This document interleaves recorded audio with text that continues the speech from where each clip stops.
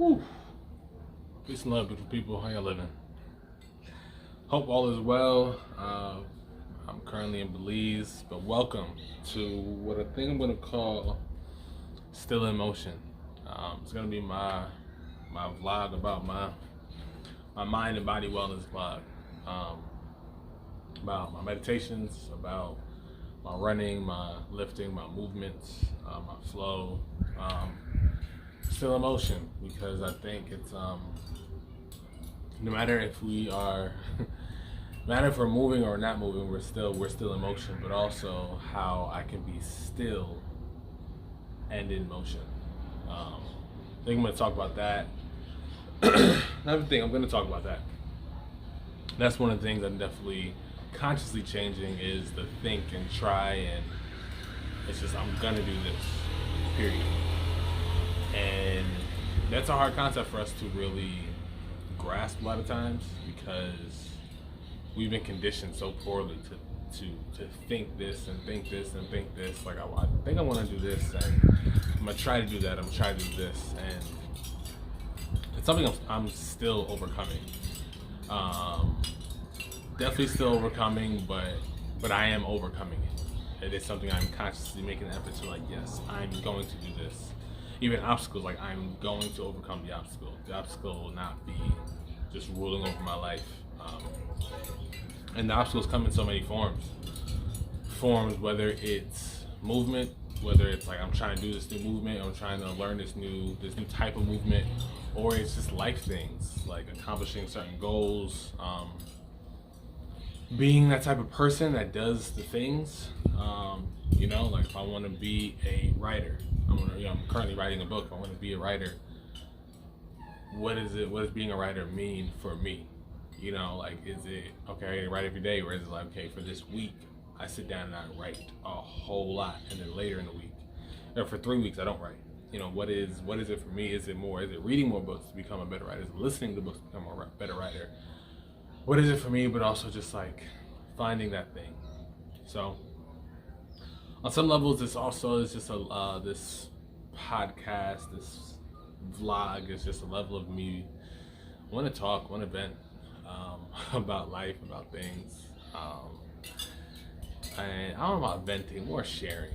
I don't think it's venting. I think about the idea of, like, I need to complain about things. It's really just, I want to talk about my life and how it's going, how beautiful it is, how I had the opportunity to overcome so many amazing challenges. And I say that intentionally, because the challenges that we face in life, we could look at it and say, like, man, this is like such a hard challenge, such a daunting challenge. It's really just an amazing challenge, because the harder the challenge, the more you grow. The bigger the challenge, the more opportunity you get to find out how much of you are, how much growth you've already done to overcome this. So, like, when you reach a challenge, it's like, okay, how much growth have I done to get here, and how much growing will I gain once I accomplish? And that is the beautiful thing about these beautiful challenges, because they expose is not the word I want to use. They shine a light on us. Yeah. When I think of that, like, shine a light on them. Shine a light on them. If y'all, anybody who parties, I know what I'm talking about. But it's our chance to get the light shine on, get the light shown on us, and shown on our capabilities, on our best parts of us, or even the worst parts, because it definitely will shine on your worst parts. But if you yeah, I don't know if I hear all these animals, but it's a lot going on. Yeah, shine on your worst parts, but also shine on your best parts, to see how you navigate. So I'm grateful for all the challenges. I'll be talking about those as well. I want to get deeper into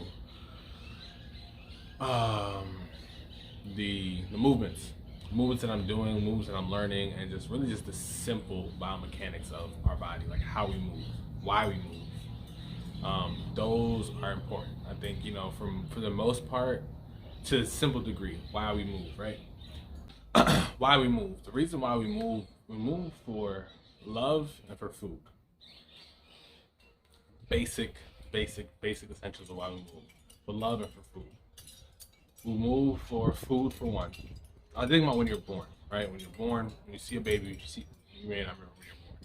Think about when you see a baby when they're born or as a newborn, a very infant stage. The reason why they move is for love and food. They move towards the breast to milk, to nurse, right? So they're trying to get their nutrients, trying to get their food. They're also trying to get love. Whether they're going to the mom, the dad, the grandparents, the siblings. They're doing all those movements because they're moving towards love. So they want to feel that love. And also for food, they're going to move for food. This doesn't change. Everything we do, it's pretty much the same thing. If you think about it, when you're moving, whether you're just getting up and going to work, getting up and making your coffee, food, right? Consumption, some type of nutrients.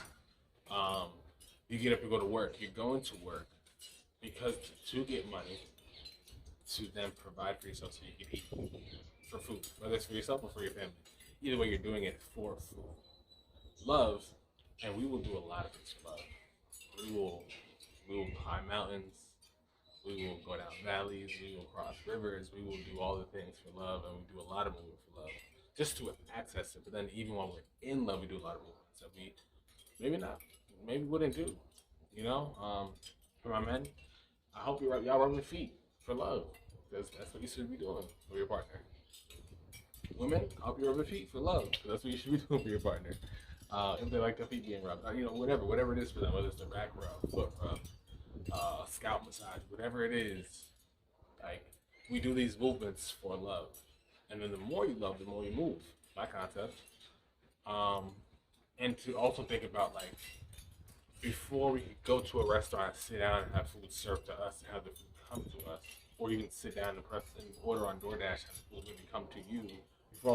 Before all these advancements, we had to actually travel, hunt for food, gather food, climb trees, pick coconuts, pick berries, farm. We had to do these things. We had to do these movements so we could eat for the food.